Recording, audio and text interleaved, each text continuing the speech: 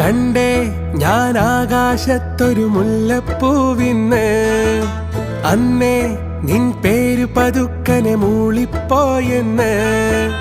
പെണ്ണെ നിന്നുള്ളിലിരിപ്പിവനെങ്ങനറിഞ്ഞെന്ന്, പിന്നെ ചെറുമുന്തിരി പോലെവൾ ചോന്നു തൊടുത്തന്ന്.